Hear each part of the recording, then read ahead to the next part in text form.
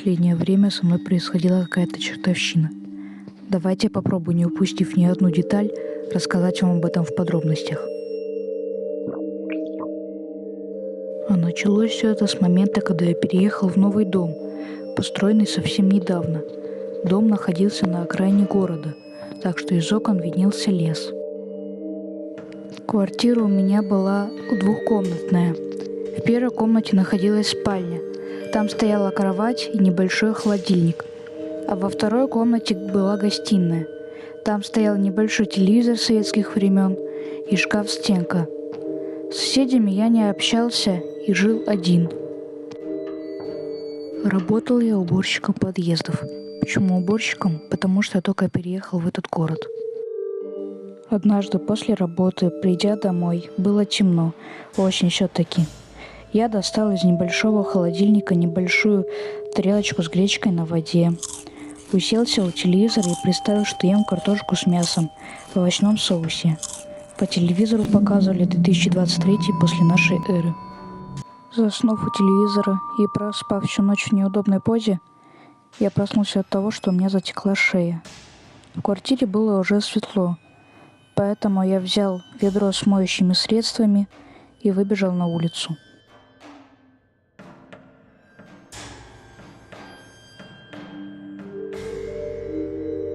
Дойдя до нужного подъезда, я приступил к работе. Домыв подъезды в 7 вечера, я пошел домой. Дойдя до подъезда, я увидел, как на 3-м этаже выбито окно. Не придав этому значения и зайдя домой, раздевшись, я начал есть ненавистную гречку у телевизора. Кажется, что меня уже тошнит от нее.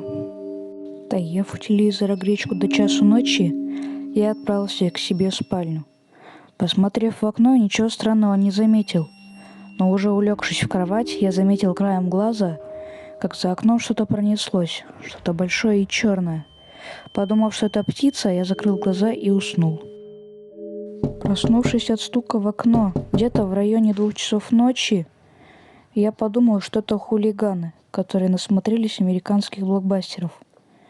Я улегся обратно в кровать, но тут вспомнил, что я живу на 4-м этаже. Тогда я посмотрел в окно, но ничего не увидел. Я улегся обратно, закрыл глаза, но стук повторился снова. Да что ж это такое-то? Я пошел проверять. От увиденного мои волосы встали дыбом.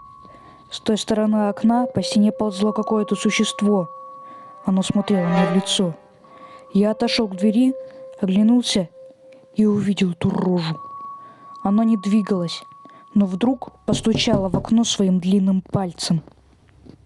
Я выбежал в коридор и услышал, как монстр начал бить по окну со всей силы. И вот после нескольких ударов окно вылетело в комнату. Я хотел открыть дверь и выбежать на улицу, но вспомнил, что ключи оставил в спальне. И тут я запаниковал. Побежав в спальню за ключами, я не обнаружил существа. Взяв ключи, побежал к двери и увидел эту тварь.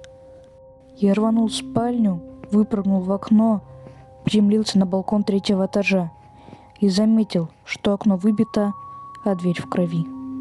Протиснувшись через разбитое окно, я зашел в комнату, но оказалось, та тварь перебежала по крыше, пролезла через окно с той стороны и поджидала меня тут.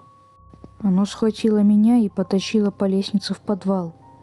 Швырнуло меня как тряпичную куклу, и я ударился головой об трубы. Потеряв сознание, я пролежал, по моим ощущениям, около 2 часов. Очнувшись, у меня двоилось в глазах. Вокруг были трупы. Вокруг стоял ужасный запах гнили. И увидев дверь из подвала, я побежал, но услышал сзади быстрые и тяжелые шаги. Выбежав на улицу, я добежал до ближайшего магазина и зашел внутрь. Этой твари сзади не было. Я долго не решался зайти обратно в квартиру, но все-таки надо было. Хотя бы документы все-таки надо было забрать, без них я никто. Зайдя домой, я увидел, как все было перевернуто с ног на голову. Найдя все нужные документы, я переехал из той квартиры, и больше эту тварь не видел.